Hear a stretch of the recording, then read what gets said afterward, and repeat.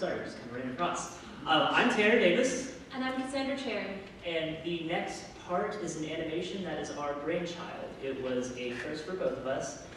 Me composing for animation and her animating, which is amazing. And so we were really happy with how it turned out, so we hope you guys are excited as well. One little twist we want to add. So human trafficking and sex slavery doesn't just happen to one type, one person, gender, sexuality. So with our animation, our main character is you. Thank you.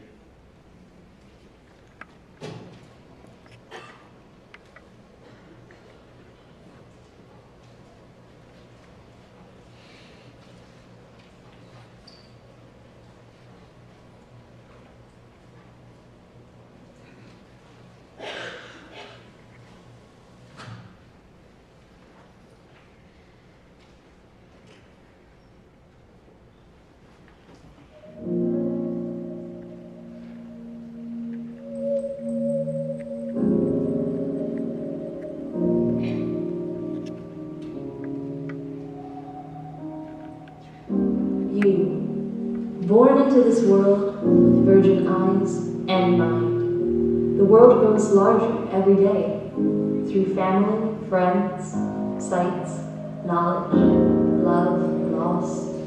All is normal. All is right. It wasn't fair. The fair is in town, as it has been the 13 years prior.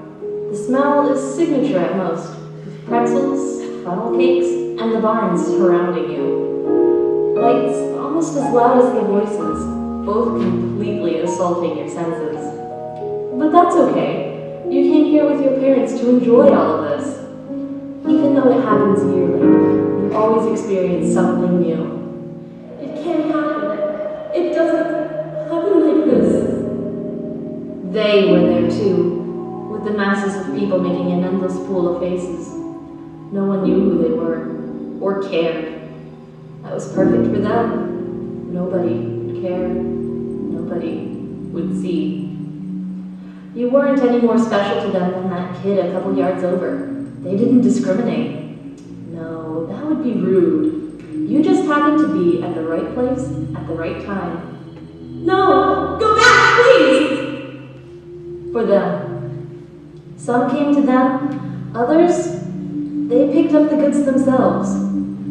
You are the latter, no more of a choice than whatever food's on the shelf. You were right. It wasn't fair. It can't be. It never is. Your parents would save you, right? They would worry and notice your absence, though when will they notice? A few precious moments were all that was needed to take you away. They'd done it before. It was a simple process for them. Wouldn't someone have seen? Empathy is strong, and memory's weak. The despair quickly overtakes hope. Your parents will make their best efforts, but no, some things aren't fair. This definitely isn't. It never is. A new experience was waiting. Whether you chose this or not was no longer a concern. You have no idea where you are at the time, the day, and that's just how they wanted it. They point you to a room in the back, trying to make this as easy as possible. You decline. This time, it is a demand. All formality gone. No! Stop! I don't want to go! Your persistent declination causes them to snap. They grab you as you fight their grasp. You fight, your attempts are futile as they throw you into the abyss. Your hands and knees find you at a corner where you hug yourself. It starts with 1, 2, then 3. You slowly notice more and more as they have already been studying you. Probably a runaway. 11 years, maybe more. Damn. We're gonna be replaced by whatever that is. No! No! I have a name! Not anymore. You look up to speak, but your attention repulses anyone's curiosity. It's infinitely easier to just look away, easier to ignore it. Maybe if you close your eyes hard enough, it will all go away. Your training painting started sometime after the light ceased to spill from the small window across the room. You were no longer somebody, but rather a piece of machinery that needed to be taught to produce revenue. The customer would use you for their own purposes at their own discretion. In return, they would give you money, which you would return weekly to your captor. It wasn't your money, it was theirs. You would simply give them a good experience, as they put it. You don't do anything unless they tell you. You couldn't do anything. You had nothing to do anything with. Your body, their body. What's the difference?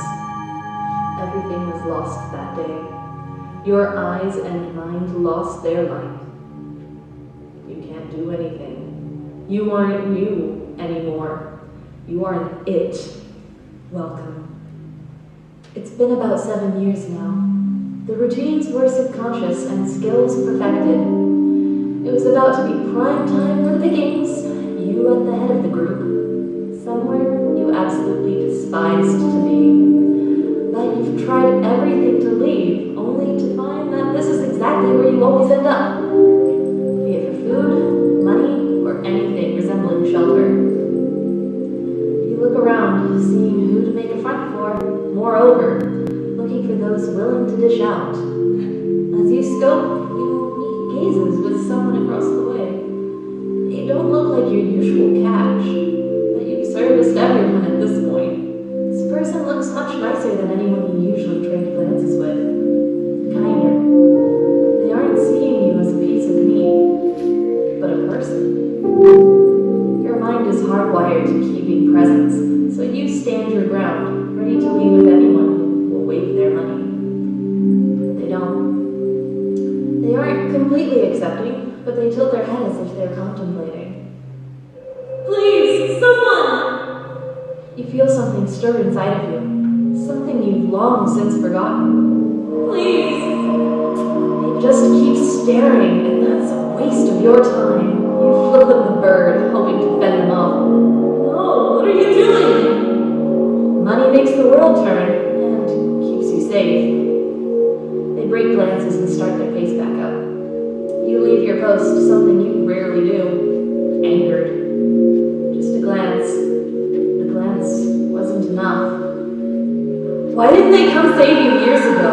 Did they stop? Did they try? Where did they look? In asking yourself, you actually forget why you had stayed. It was so easily influenced on you that there was no choice to be made. This was all your fault, and nobody else's. You chose to be here, or so your boss says. Yeah, I chose to be here because I had nowhere to go. You turn to see the bane of your existence. They proceed to ask you what just happened. You glare at them without response. You didn't choose to be here. They ask you again, even more forceful. You straighten up. You did not choose to be here. You look to the door. This would be it. Anything was better than this. Anything. No! Not anymore! You throw the strongest jab you could muster. That was a huge mistake. You quickly make for the door. He quickly catches you and spins you around. You weren't going to make it. Life isn't fair like that. They definitely weren't going to let you get away without a warning. Just a small one. On your shoulder.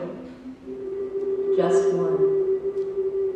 Days later, you return to your post against every fiber of your being.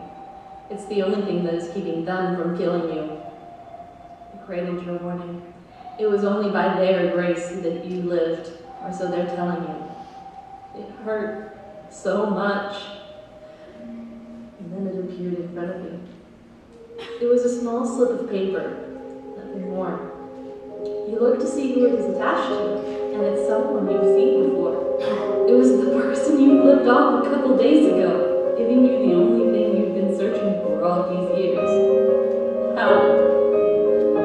You look down at the slip, and find it has a hotline number on it. You take it, silently thanking this wonderful soul just by staring at the number.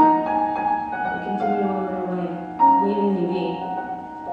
You turn, wishing to thank them, but you don't make chase. Deep down, there was nothing you could do to repay the miracle they handed to you. Thank you. You make the call secretly. You could be seen by anyone. You didn't want to be seen, especially by them. The call is successful.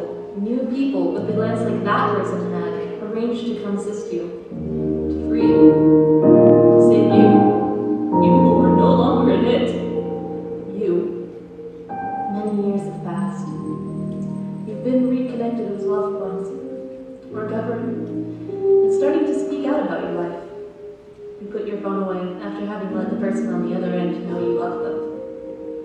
As you pick your head up to meet the cityscape, you see me. Me, withered, beaten, and discarded to the elements. You make haste towards my alley, my post. I instinctively flinch away from your attempt and flip you off. You remember doing so when you were first trained, first used. I just want you to go away. Close your eyes. Anything. I don't exist, just let me be.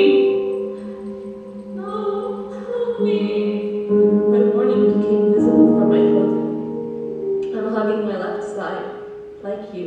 And you do the most amazing thing, the most caring thing anyone could have done. You slowly shift your clothing and reveal your heel warning. You showed me what I was feeling inside.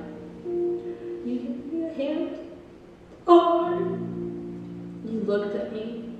You showed a simple smile. You simply cared. You helped me. You.